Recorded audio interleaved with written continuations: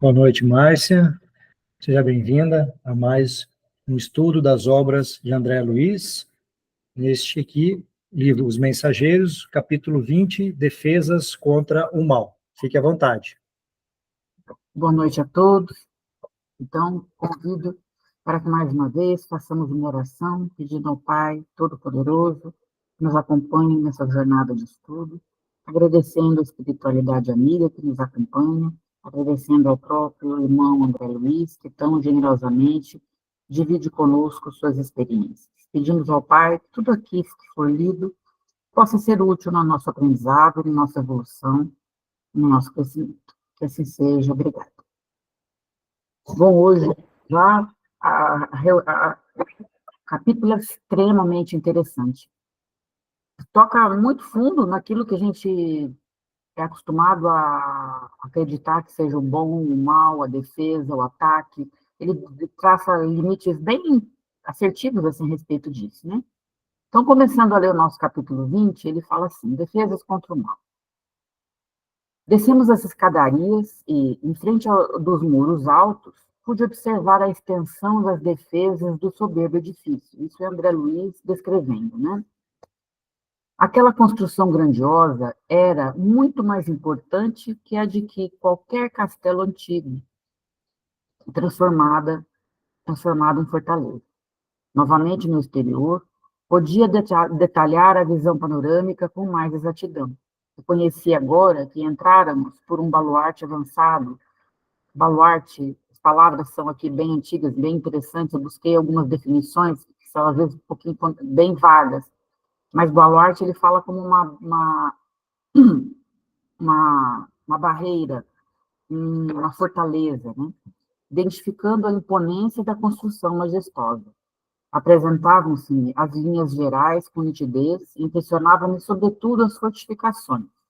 Via a torre de mensagem, consagrada, por certo, ao serviço de resistência, o baluarte agudo, elevando-se acima dos fossos, que deixavam transbordar a água corrente, a torre de vigia esbelta e alterosa. Observei o caminho da roda, a cisterna, as seteiras, e, em seguida, as paliçadas e barbacãs, refletindo na complexidade de todo aquele aparelhamento defensivo. E as armas? Identificava-lhes a presença na maquinaria instalada ao longo dos muros, copiando os pequenos canhões conhecidos na terra. Entretanto, vi com emoção no cume da torre de vigia a enorme bandeira de paz, muito alva, tremulando ao vento, como largo penacho de neve. Bom, ele faz uma descrição bem detalhada a respeito de todas aquelas fortificações, e a gente consegue visualizar, né? Como ele já também falou em outras vezes, no próprio livro, aquela fortaleza medieval, né, com os fossos, com as seteiras, com todas aquelas armas parecendo canhões, como os que nós conhecemos, as torres, e toda a outra, aquela construção toda, exatamente como a gente vê aqui no mundo. Eu acredito que talvez essas construções, eu fico aqui me perguntando, onde elas surgiram? Porque geralmente a gente sabe que aqui são cópias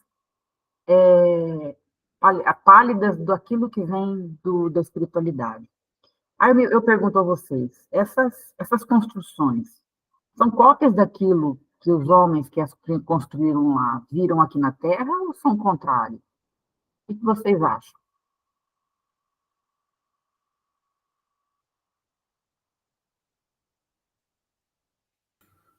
Márcia, eu acho que, com certeza, aqui é a cópia, né? Lá é o original, aqui é a cópia. Essa tem sido a regra nos capítulos que a gente viu. Mas é o que você falou, eu também tinha me lembrado, quando falou do fosso, me veio a imagem daqueles castelos da Idade Média, né? Uhum. O jeito de fazer aquelas pontes que desciam para você entrar nos castelos, e tinha o fosso, que era uma medida de proteção.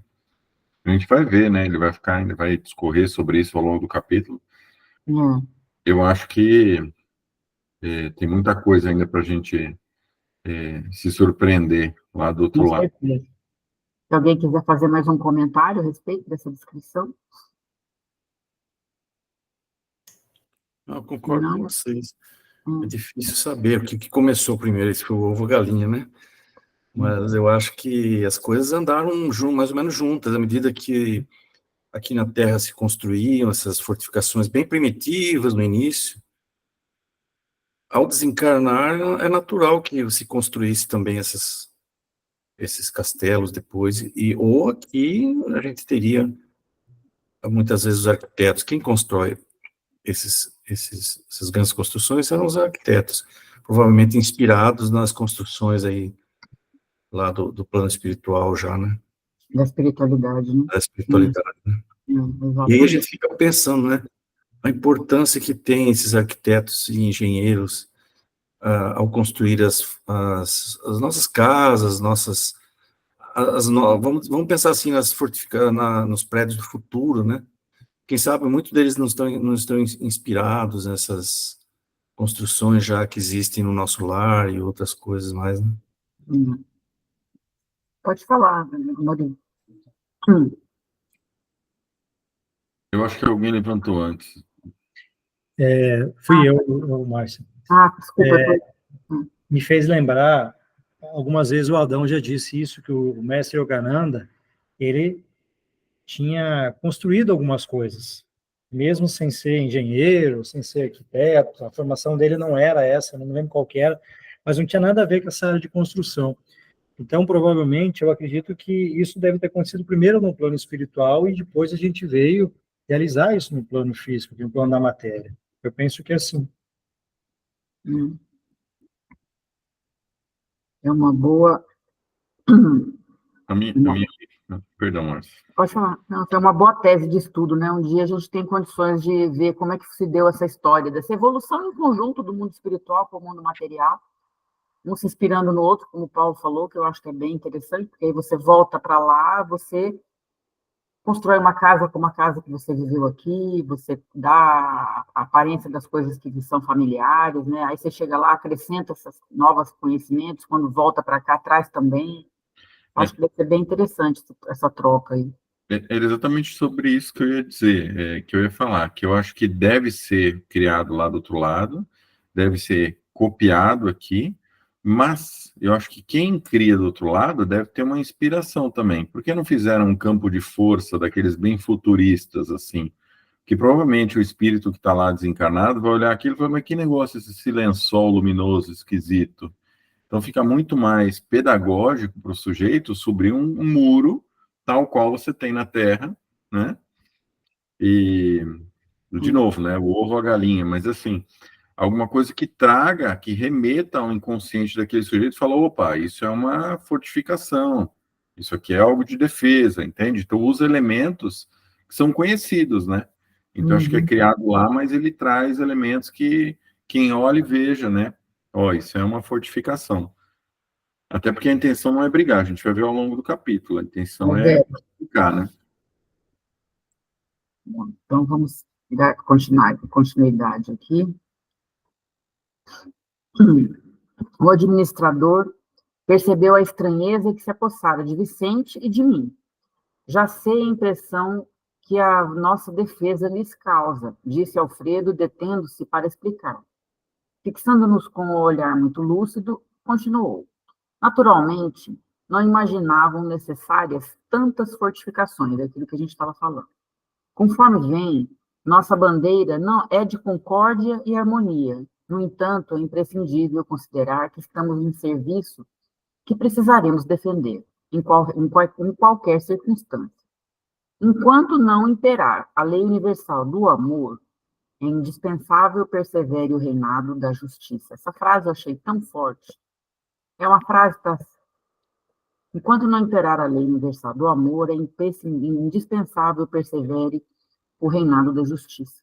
Nosso posto está colocado aqui igualmente como ovelha em meio de lobos. E embora não nos caiba efetuar o extermínio das feras, necessitamos defender a obra do bem para os assaltos indébitos. As organizações dos nossos irmãos consagrados ao mal são vastíssimas, quer dizer, são extremamente organizados. Não admitam a hipótese de serem todos eles ignorantes ou inconscientes. A maioria se constitui de perversos e criminosos. são entidades verdadeiramente diabólicas. Não tenho disso qualquer dúvida. Então, ele não passou a mão em nada, ele não fez nenhum eufemismo aqui, como a gente costuma fazer. Ele foi, você vê, calmo, ponderado, ao mesmo tempo dizendo que a estrutura era para o bem, mas na defesa ele nunca titubeou. E ele não se iludam. E nossos irmãos não são ignorantes, nossos irmãos não são inconscientes. Eles estão conscientes da situação que eles estão, eles são perversos, eles são criminosos. E é necessário que se defenda o trabalho do bem aqui instituído. É muito assertiva essa fala dele, assim, mas essa aqui que eu achei interessante. Enquanto não imperar a lei universal do amor, é indispensável persevere o reinado da justiça. No dia que houver o amor, a justiça já está dentro dele. Né? Já é natural a justiça, não tem que nem que buscar por ela. Isso é um choque de realidade aqui bem grande nesses nossos amigos aqui, Vicente e André Luiz, né? O que vocês gostariam de acrescentar aqui?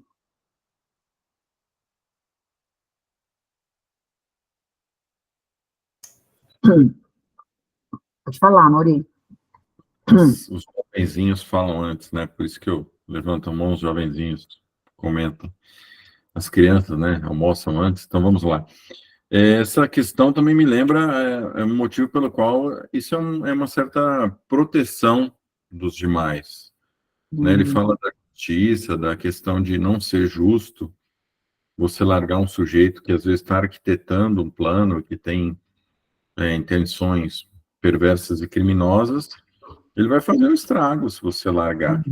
É o mesmo motivo pelo qual você contém, por exemplo, no hospital, um paciente que está fora de si, que está contém ele física, contém com medicamentos, né? Porque senão ele vai, sim, fazer mal com alguém, vai ferir outra pessoa, né? A pessoa não tem a condição de viver, digamos assim, com essa liberdade plena dele. Mesmo motivo, sim, que existe a necessidade de policiamento aqui no planeta. Se não tivesse polícia, né? Se com polícia a gente já vê coisas absurdas, sem a polícia ia ser abrir a porteira, né? Então está tudo liberado. Da mesma maneira, também a detenção tem inicialmente a ideia de afastar essas pessoas que não têm um comportamento adequado na sociedade. É um pouco metafórico, né? Um pouco relacionado ao que ele está colocando aí, toda essa fortificação e defesa. Assim, eu concordo com você, mas olhando aqui pelas palavras que ele diz, pela fala dele, eu penso assim, você fazendo a comparação com o hospital, por exemplo, você está dentro de um hospital, você está trabalhando por aquele hospital. Você tem que conter aquele que está fora de si, aquele que é inconsciente, aquele que está tirando a paz. Mas e aqueles, como ele disse aqui, perversos e criminosos, que estão inteligentemente se organizando, bem organizados ao redor, planejando entrar nesse hospital para roubar, para deslapidar o trabalho, para fazer. Então, eu acho que essas defesas são para eles, assim, para esses que vão ardilosamente arquitetar uma invasão para destruir o trabalho, sabe? Isso é que é duro de a gente saber que eles reconhecem com bastante tranquilidade a existência desses grupos, né? Eu não sei quanto à intencionalidade, mas existem setores, por exemplo, em hospitais psiquiátricos, em que os pacientes ficam tais quais prisioneiros mesmo, eles têm que ficar como se fosse, né, para que, de fato, não machuquem outras pessoas. Seu grau de consciência, né, e, enfim, não sei analisar quanto ao nível evolutivo de cada um e tudo mais, mas eu imagino que eles não tenham essa intenção, muitas vezes. Não sei discorrer sobre o nível de evolução de alguém que tem uma doença. A doença é uma doença, algo que, de certo, está comprometendo o perispírito e plasmou um corpo com algum problema, né? Mas quem de nós é saudável? Então, não é um julgamento, é só um... Mas existem também, né? Alguns que... Eu penso que aqueles que são psicopatas mesmo, né? Que não têm o menor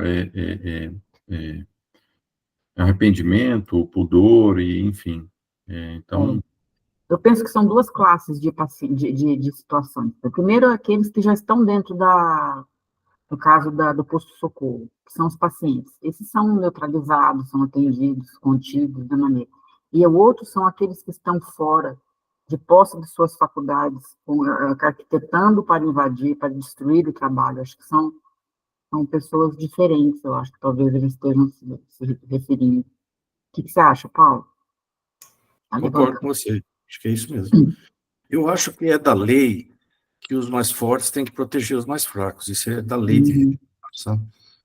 Eu acho que esses postos avançados aí de socorro, eles recebem pessoas que desistiram de fazer o mal, que eram vítimas e prisioneiros dessas, vamos dizer assim, desses criminosos e perversos. Então, muitos deles estavam sob o efeito hipnótico, estavam lá prisioneiros em cavernas e tudo, mas quando eles perdem essa massa de pessoas que vão para esses hospitais, na forma de castelo, é natural que as pessoas se organizem ali para proteger. Me ocorreu muito aqui, eu estava pensando agora nesses campos de refugiados que tem pelo mundo. Alguns países, aquelas pessoas, mulheres, crianças, pessoas mais fracas, idosas, eles vão para esses campos de refugiados, e a ONU, o exército da ONU, vai lá e faz a proteção em volta, porque o próprio país, esses países ditadores, eles tendem a exterminar essas populações. Então, se não houver proteção, eu acho que isso é da lei divina, sabe? Na minha forma de ver, que haja essa proteção. É assim que eu vejo. Mais algum comentário? Bom, vamos continuar, que vem coisa boa por aí, porque esse capítulo aqui é excelente. É o Vicente, né? Deus meu, exclamou Vicente admirado. Mas por que se organizam deliberadamente para o mal? Não sabem, porventura, que todos os patrimônios universais pertencem à majestade divina? Não reconhecem um soberano poder? É uma pergunta que muitas vezes a gente conversa com aquelas entidades, quando a gente vai fazer uma doutrina, conversar com aquelas entidades mais agressivas. Você ainda pergunta assim, mas meu filho, você esqueceu de Deus? E eles respondem muitas vezes que Deus não existe, que isso. E estão desencarnados, né? Aí a resposta, meu amigo, falou Alfredo em tom grave. Fiz as mesmas perguntas quando aqui cheguei pela primeira vez. As respostas que tive foram incisivas e concludentes. Poderíamos, Vicente, formular na crosta as mesmas interrogações. Os criminosos que fazem as vítimas da guerra, os exploradores da economia popular, os avarentos misérrimos,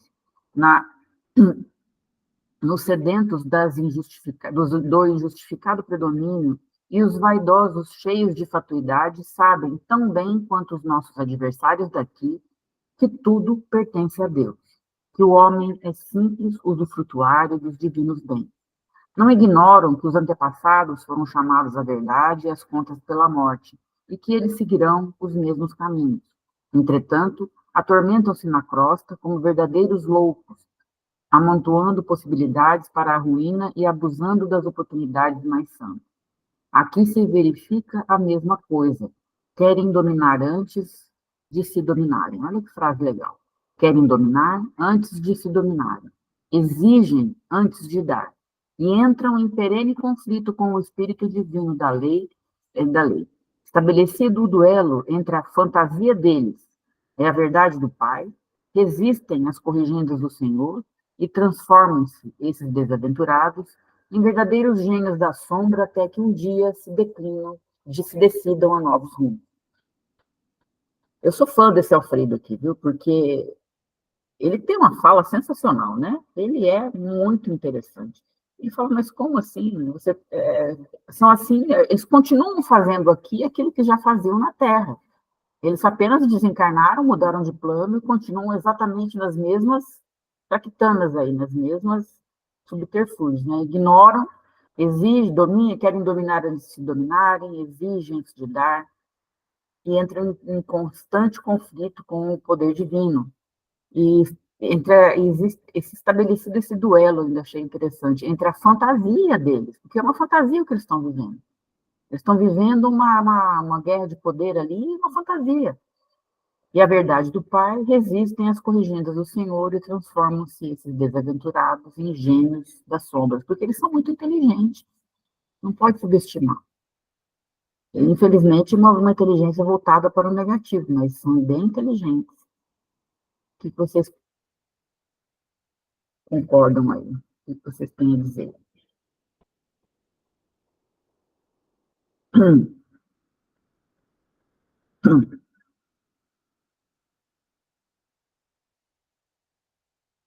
Fica até sem ter o que concordar, né? Fica até Não, eu acho que isso que você falou está certo mesmo. E eu acho que, ao desencarnarem, muitas pessoas renitentes no mal, que estão muito compromissadas com o mal, elas reconhecem a realidade da morte, nem todos, mas muitos sim, reconhecem a grandeza divina, mas eles se rebelam, é a rebeldia, né?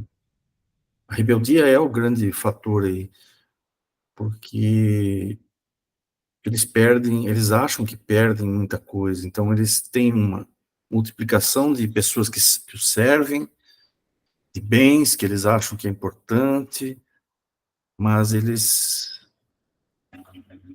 não encontram forças aí, não sei se não tem forças, ou ficam muito tempo nessa rebeldia, como até ele fala aqui no final, até que decidam novos rumos.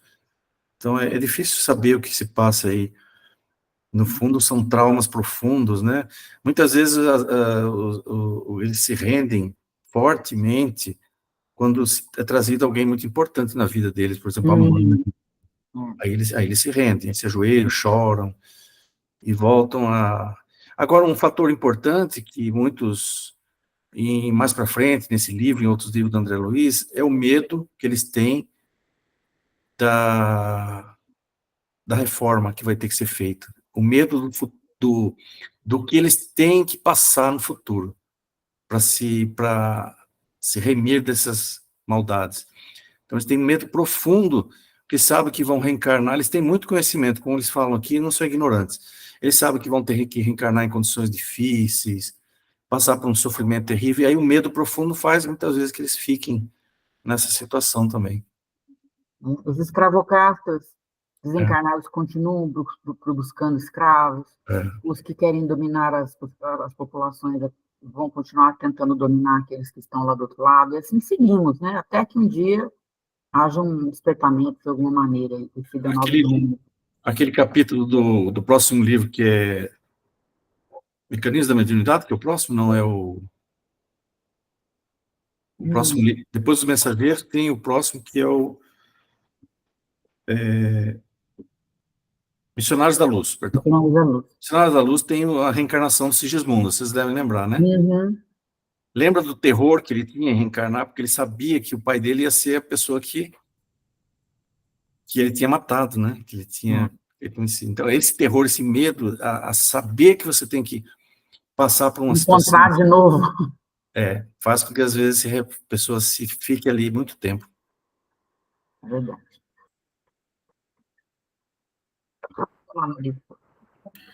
Eu acho que também tem a questão do poder, porque o sujeito, se ele quiser, digamos assim, ter relevância dentro do nível espiritual, dentro de um nível intelectual, ele consegue só com o tempo, com o desenvolvimento, seguindo as leis divinas e via Evangelho do Cristo. Agora, quando o sujeito está nessas zonas baixas, ele é como se fosse um microchefe, um microchefão da área. Então, o sujeito tem muito poder, muita possibilidade. Tem vários, né, relatos aí na literatura espírita que contam essas, né, o que se faz aí nesses umbrais da vida. Então, o sujeito, acho que também, né, não sei nem se é a questão só vou ter que passar por isso. Acho que ele não está nem muito preocupado, ele só está preocupado em mandar e desmandar e se sentir um sujeito, né, que o poder tem essa coisa, né, com as pessoas. A gente vê aqui também no planeta Terra, né, quando você tem uma certa autonomia, assim, para decidir as coisas, você às vezes acaba se mostrando, né, na sua essência, seja ela boa ou ruim, né, então acho que é uma outra faceta também que deve haver do outro lado e que mantém esses sujeitos até a mãe chegar. Quando a mãe chega e amolece. no que nos transformamos, né? Quando temos dinheiro, quando temos poder, quando temos saúde, quando temos beleza, quando temos a condição de deliberar alguma coisa, no que nos transformamos? Essa é a grande pergunta. Mas vamos lá. São todas facetas importantes, né? Naquele livro, O Mundo da Regeneração, tem do Divaldo, tem uma história muito interessante de uma falange do mal, em que o líder deles foi chamado à reencarnação. E ele queria negociar de todo jeito, que ele não queria passar por uma situação de prova, que ele tinha muito medo, que ele não ia passar por isso. É daí que eu tirei essa ideia que eu acho que muitos deles sabem profundamente que eles têm que pagar isso, vão sofrer com isso, e o medo é terrível mesmo. Né? Ok, Márcio. Eu escutei já uma história, já li alguma coisa sobre isso. Eu li uma história de que um espírito nessas condições aí estava há 300 anos fugindo da reencarnação, mas ele não ia mais conseguir fazer isso, porque se ele não fizesse isso, ele ia ser degradado. Aí ele teve que encarar. Pode falar, mesmo.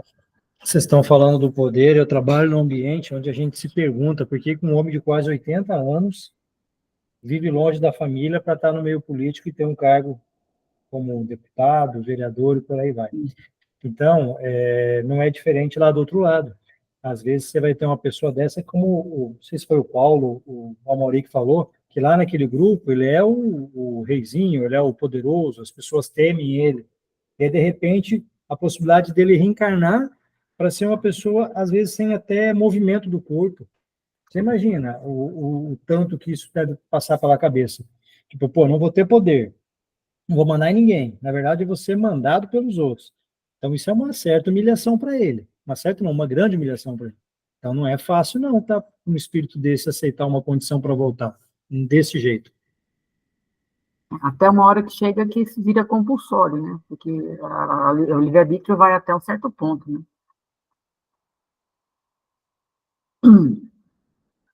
Vamos continuar, então, aqui.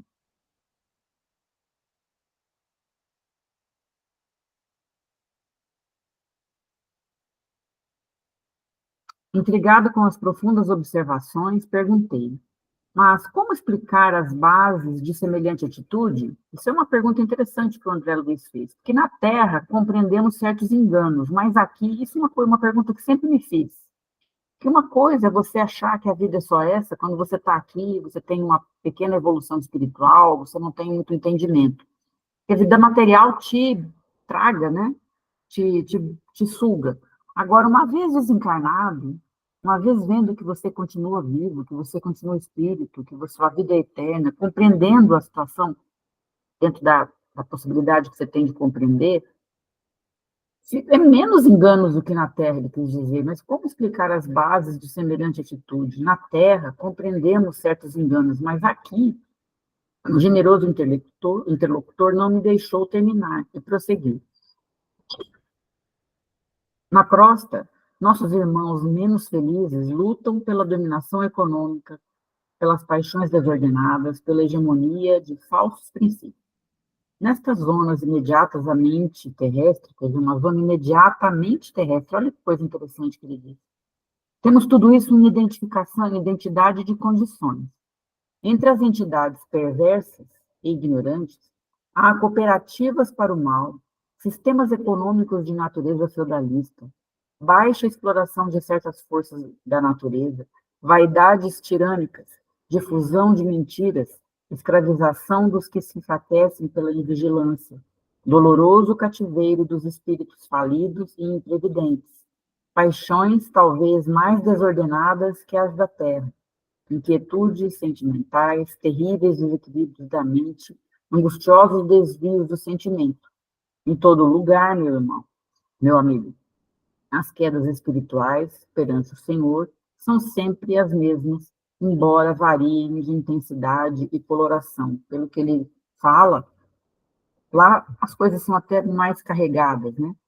É aquilo que a gente estava falando, entidades perversas e ignorantes, cooperativas para o mal, e aquela exploração de mente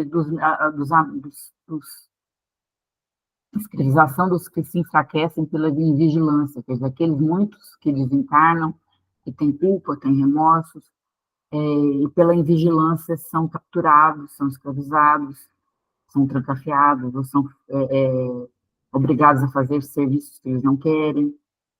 É um doloroso cativeiro para espíritos falidos e imprevidentes. E eles não querem perder a dominação dessa massa de manobra, né? Acredito isso. Mas, enfim, é uma pintura com cores bem mais intensas, pelo que a gente vê, né? Vocês gostariam? Paulo, pode falar. Márcia, nada mais eu esperava a gente estando nessa transição aí de expiação para regeneração, né? Tem tudo que é tipo mesmo, é assim mesmo, né? Aqui, acolá e vamos que vamos rumo à generação aí, se Deus quiser. Paulo. Então, vendo essas explicações inteligentes aqui do Alfredo, não é difícil a gente imaginar que dois aspectos. Um é que quando as pessoas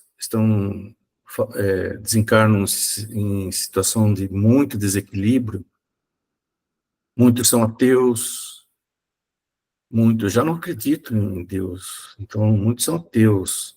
E muitos já caem diretamente como presas em zonas extremamente sofredoras e tudo mais. Não é que ele vai chegar lá, vai ver um monte de luz e de anjo, que aí fica fácil, né? Uhum. Aí fica uma beleza. Puxa, estou aqui como a Mauri fala sempre, né?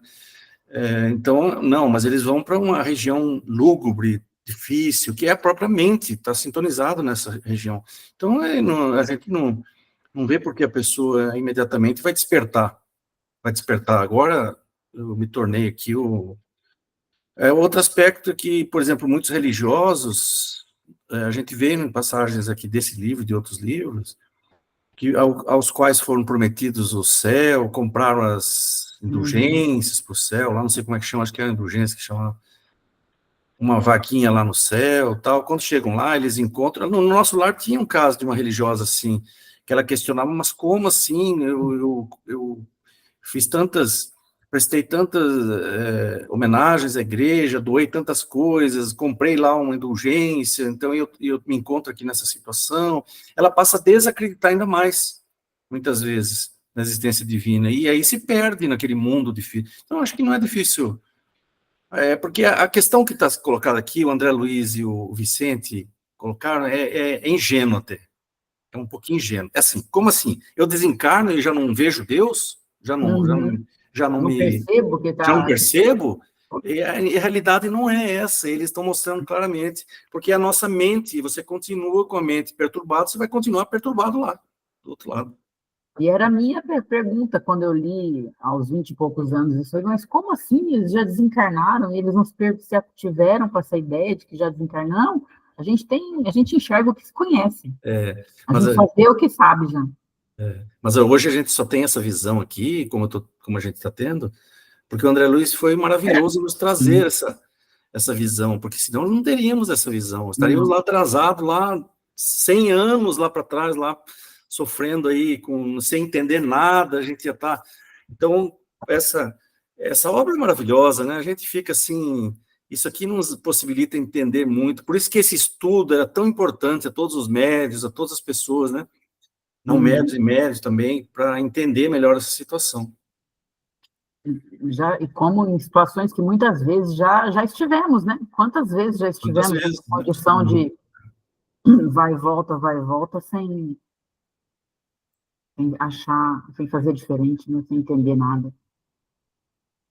A coisa é bem, bem séria, né? E a gente brinca com ela. Mas continuando, né? Mas e as armas, perguntei, acaso são utilizadas? Né? Olha a pergunta também ingênua dele. Como não? Disse Alfredo presunçoso. Não temos bala de aço, mas temos projéteis elétricos. Naturalmente, a ninguém atacaremos. Nossa tarefa é de socorro e não de extermínio. No entanto, aduzi sob forte impressão. Qual o efeito desses projéteis? Assustam terrivelmente, respondeu ele sorrindo, e, sobretudo, demonstram as possibilidades, olha que interessante, demonstram as possibilidades de uma defesa que ultrapassam a ofensiva.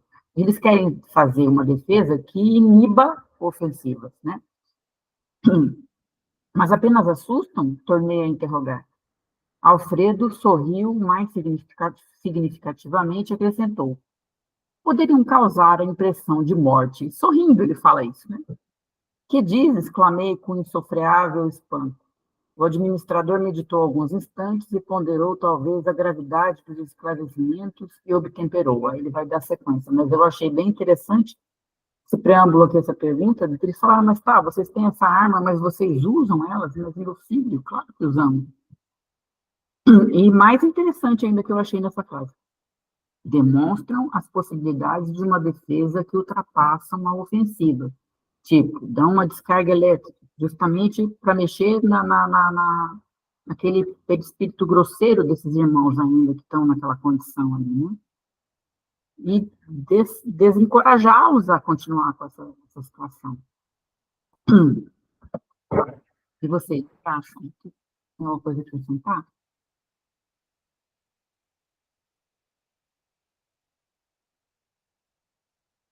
Pode falar, Maurício.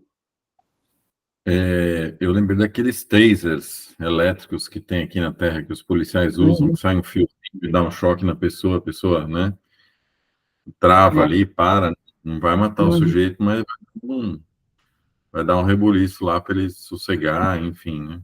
Eu imagino que seja algo do tipo, né? Não letal, mas que segura o sujeito. Mas ele vai falar se é que já não falou e eu perdi, mas ele vai falar de canhões também, né? Acho que a gente vai ter que falar esse assunto aí. Interessante que eu achei é a impressão de morte. Ele vai achar que morreu.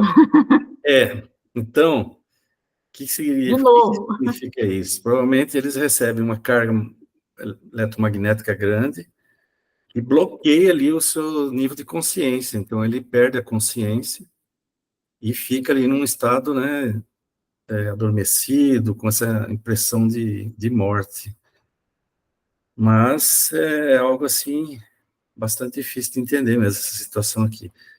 Porque eu até estava entendendo aqui o seguinte, você se defender, você fazer uma barreira magnética em volta, mas assim, não explicitamente atirar na pessoa.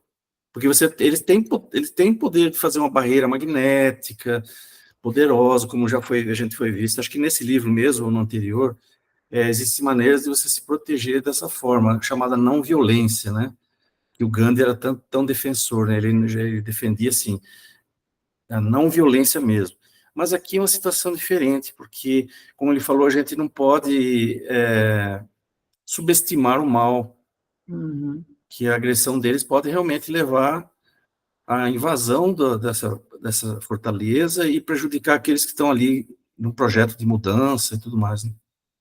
Eu fico imaginando que para eles chegarem nesse nível, isso não foi feito do nada. Eles já devem ter passado por percalços muito grandes para acharem, para verem a necessidade de se fortalecerem dessa forma, de se armarem dessa forma. Então, acho que a experiência foi fazendo com que eles tivessem essa ou aquela atitude, tivessem esse ou aquele armamento, porque eles não são amadores, né? Eles são bem evoluídos nessa questão ali, nesses postos de socorro, nada é feito sem um planejamento, sem um estudo, sem a devida necessidade. Eu acredito que eles já devem ter passado por poucas e boas para chegarem a Essa situação, né? esse formato aí, né? Formato,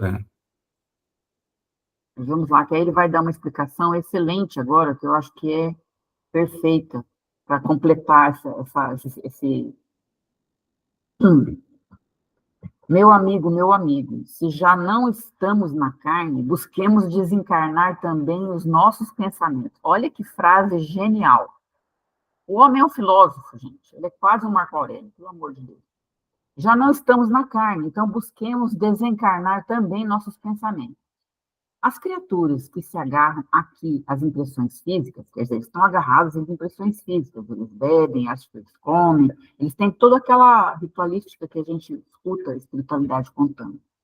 Estão sempre criando densidade para seus veículos de manifestação, quer dizer, estão sempre adensando o seu perispírito. Da mesma forma que os espíritos dedicados à região superior estão sempre purificando e elevando esses mesmos veículos. Nossos projéteis, portanto, expulsam os inimigos do bem através de vibrações do medo, mas poderiam causar a ilusão da morte, atuando sobre o corpo denso dos nossos semelhantes menos adiantados no caminho da vida. A morte física na Terra não é igualmente pura impressão? Ninguém desaparece. O fenômeno é apenas de invisibilidade ou, por vezes, de ausência. Quanto à responsabilidade dos que matam, isso é outra coisa, eu já disse bem claro. E, além dessa observação, que é da alçada da justiça divina, temos a considerar igualmente que, nesta esfera, o corpo denso modificado pode ressurgir todos os dias. Olha que coisa interessante, pela matéria mental destinada à produção dele. Quer dizer, eles dão aquela descarga naquele corpo denso, daquele perispírito denso, daquele irmão que está atacando. Ele acha que ele vai desintegrar aquilo ali, que ele vai ter uma sensação de morte. Mas a própria mente dele, no outro dia, já plasmou novamente um corpo para ele. Então, não existe uma morte de fato, né?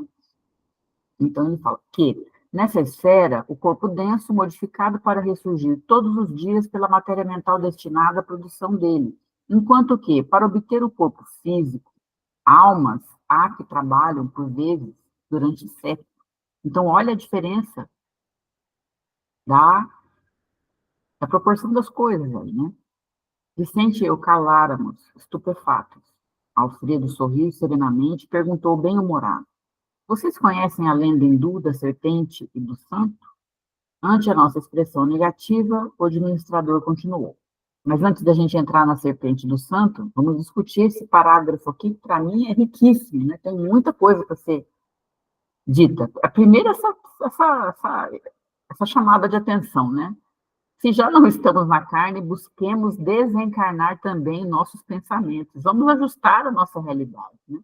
Aí ele começa a dar toda uma descrição das impressões físicas, do adensamento do perispírito desses irmãos obstinados ao mal, da fluidificação dos seus perispíritos por aqueles que querem o bem, e pela possibilidade de se refazerem seus perispíritos, mesmo depois de uma descarga elétrica, ou que a gente possa chamar de eletromagnética. Quer dizer, bem diferente daquele que tira a vida na Terra, bem diferente daquele que planejou uma encarnação por séculos, né? São coisas bem distintas. O que vocês gostariam de acrescentar? Pode falar, Paulo. Agora que eu entendi aqui, ele é desmaterializado mesmo. Ele não é que ele adormece, não. Ele perde aquela aparência dele mesmo. É como se... Aí, depois, ele pode, pela matéria mental, ele pode refazer o seu corpo mais denso. Então, ele tem uma sensação de morte por causa disso. Ele é como se ele fosse jogado para uma situação menos densa. Inclusive, fala em invisibilidade. E aí ele fala que o corpo denso modificado, ou seja, aquele corpo denso dele é modificado. Modificado como? Provavelmente ele se torna menos denso. Pode ressurgir todos os dias, ou seja, quando ele percebe, ele acumula matéria mental mais densa e se materializa novamente lá nesse local. Uhum. Entendi assim. Vamos lá, Henri. Não, você falando, me veio a imagem de o sujeito bem sujo, e aí a turma dá um banho nele. Ele pode se sujar de novo, rapidamente, rolar no lixo, na terra, né? Mas ele vai se sentir meio diferente, né? Do estado natural dele, sujo. Eu achei interessante da comparação que ele fez da morte, entre aspas, dessa como se fosse uma desagregação desse perispírito com a morte, porque ele fala assim: a morte física na Terra não é igualmente uma impressão, ninguém desaparece. O fenômeno da morte física na Terra, né, é apenas de invisibilidade, quer dizer, aqueles que foram ficam invisíveis para nós. ou, por vezes, da sua ausência. Nós não os temos, porque eles foram para outras esferas, né? Quanto à responsabilidade dos que matam, isso é outra coisa. Mas aí ele fala aqui, ó, nossos projéteis, portanto, expulsam os inimigos do bem através de vibrações de medo, mas poderiam causar a ilusão da morte, atuando sobre o corpo denso dos nossos semelhantes, menos adiantados no caminho da vida.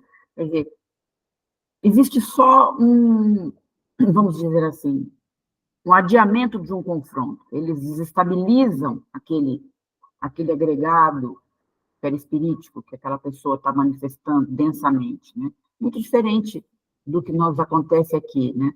Que também ele comparou, por mais que haja mais dificuldades, mais responsabilidades na vida na Terra, na vida encarnada, no planejamento de uma encarnação, numa desencarnação, vamos precisar desencarnar nossos pensamentos também.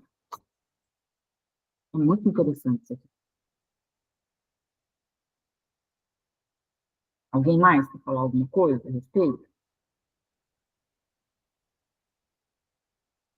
Bom, se não, a gente vai conversar sobre a serpente e o santo. Agora que estava falando para o Paulo, que quando eu comecei a ler esse capítulo, eu me lembrei dessa história, não sabia de onde eu tinha lido, e logo em seguida ele começa a contar a história, que eu falei, então foi daqui mesmo. Então ele continua. Contam as tradições populares da Índia que existia uma serpente venenosa em certo campo.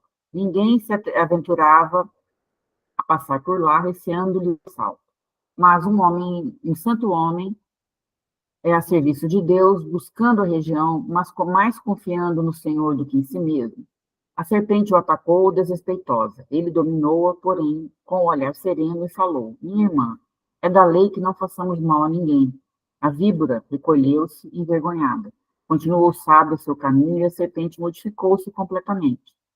Procurou os lugares habitados pelo homem como desejosa de reparar os antigos crimes. Mostrou-se integralmente pacífica, mas desde então começaram a abusar dela. Quando lhe identificaram a submissão absoluta, homens, mulheres e crianças davam-lhe pedradas. A infeliz recolheu-se à toca desalentada. Vivia aflita, medrosa, desanimada. Eis, porém, que o santo voltou pelo mesmo caminho, deliberou visitá-la.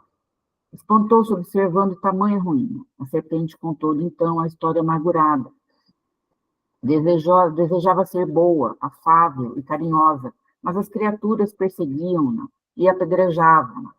O sábio, porém, pensou e respondeu após ouvi-la. Mas, minha irmã, houve um engano da sua parte. Aconselhei-te a não morderes ninguém, a não praticares o assassínio e a perseguição. Mas não te disse para evitares de assustar os maus. Não ataques as criaturas de Deus, nossos irmãos, no mesmo caminho da vida, mas defender a tua cooperação na obra do Senhor. Mas defende a tua cooperação na obra do Senhor. Não mordas, nem firas, mas é preciso manter o perverso à distância, mostrando-lhes os teus dentes e emitindo os teus fumos. Essa história é sensacional. Né? Eu deixo a cargo de vocês aqui, porque não tem nem o que dizer.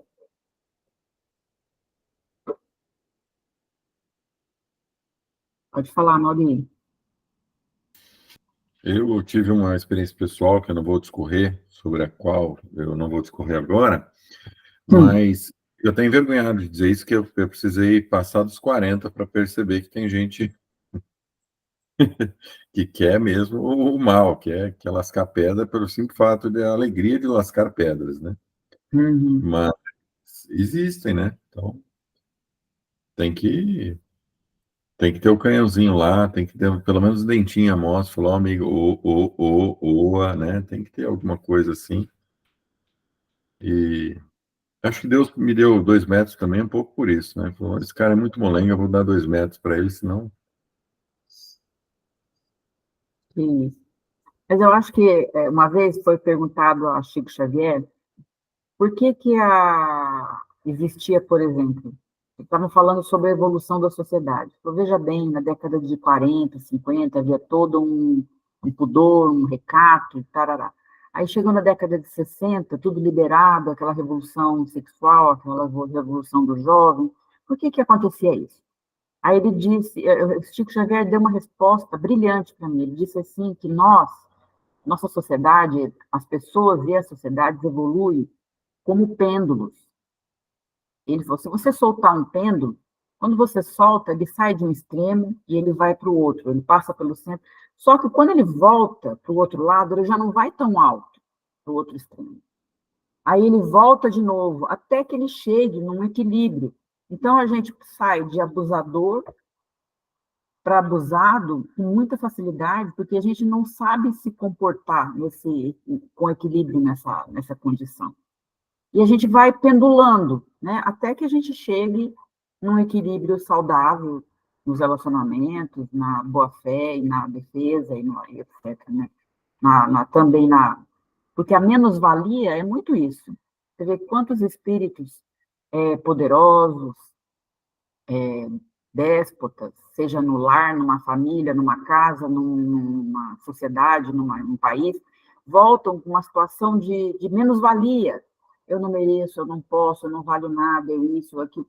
Porque é um pêndulo, né? Até que a gente encontre um equilíbrio para saber o que significa amar a si mesmo e ao próximo como a nós mesmos, é bem difícil. A autoestima é um negócio bem discutível. Pode falar. Bem dentro disso que você está falando, realmente eu acho que nós agimos como pêndulo mesmo. No século XIX, começou nos Estados Unidos e outros países um fenômeno chamado não resistência. Inclusive, alguns líderes abolicionistas famosos, se não me engano, posso estar errado, mas se não me engano, aquele movimento religioso americano que tem origem, que são os Quakers, já ouviu falar? Os Quakers? Uhum. Eles são assim. O movimento deles é de não resistência. Então, se alguém chega lá e, por exemplo, condena ele à forca, ele vai passivamente para a forca. Eles dizem que você não pode mover uma palha no sentido de resistir. Por isso chama um movimento da não resistência. Uhum. Eu acho que isso aí é exatamente o que você está falando, é o extremo, né? Porque é da lei também que você resista. Inclusive, a expressão de Jesus, se alguém te bater uma face, dê a outra face também pode ser isso também, você resistir.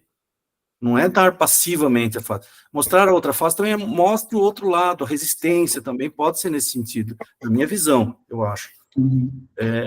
Então, eu acho que esse movimento que teve é um extremo, eu acho uma grande resignação deles, terem coragem deles de ter enfrentado. Milhares desses Quakers, do movimento não resistência, faleceram brutalmente, foram massacrados, sem nenhuma resistência. Vocês vejam, por exemplo, bom, aí já é um outro assunto, eu ia falar dos judeus da Segunda Guerra, mas aí já é um outro assunto. Mas ali também não houve resistência. Mas a presença da não resistência foi um extremo, como o pêndulo, assim. Eu acho que a melhor saída é sempre essa aqui, que os mais fortes protejam os mais fracos. Essa é sempre uma saída interessante. O Evangelho fala isso, mas quando ele fala dar a outra face, Jesus nos mostra o valor da não vingança. Você não deve se vingar, mas você tem o direito de se defender. Quando a gente abre no Evangelho sobre aquela dar a outra face, ele explica bem, Deus não condenou a vingança, mas não condenou a defesa. Está escrito isso no Evangelho bem nitidamente. Bem claramente. Bem claramente. Uma coisa é você atacar, como ele falou. Nós não estamos aqui para atacar. Nós estamos aqui para acabar, estamos cordeiros em meio aos lobos, mas nós estamos aqui para terminar as feras. Nós estamos aqui para defender um trabalho do bem, mesmo que seja necessário todo esse aparato, que provavelmente na experiência já os levou a desenvolver, né? Mas a gente evolui dessa forma mesmo, a gente se equivoca. Uma hora a gente está num extremo, outra hora a gente está no outro, até que a gente encontra aí um equilíbrio saudável. Porque Jesus, por exemplo, Jesus é aquele equilíbrio saudável. A gente não pode se comparar a ele, porque está muito acima de nós. Mas ele não se envolvia nas questões, ele estava sempre sereno, quer dizer, a gente não vai conseguir chegar ali. Ele tinha assertividade sem ser impositivo, ele tinha uma liderança muito diferente do que a gente vê hoje em dia, né? Isso é evolução, né? E aí, tem só um fecho desse capítulo, para a gente debater mais alguma coisa. Aí ele fala, né? Deixa eu só voltar aqui.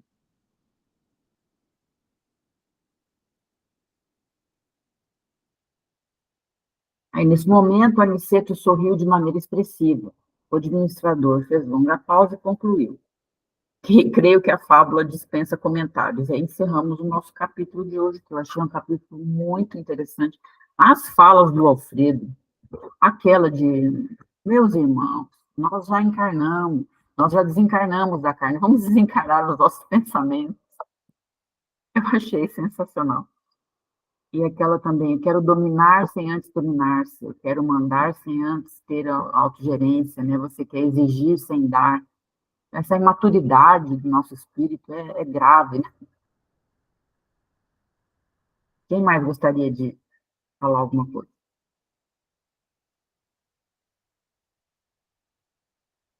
Só dizer que foi um belo estudo, e essa maturidade que você fala, Márcia, só vem assim, a gente se reunindo e estudando parágrafo por parágrafo, linha por linha, essas obras maravilhosas, que aí nós podemos ter uma pálida noção aí não seria bem uma maturidade, mas melhorar a nossa condição, né, de entendimento. Com certeza. Alessandro, se ele quiser, já pode encerrar.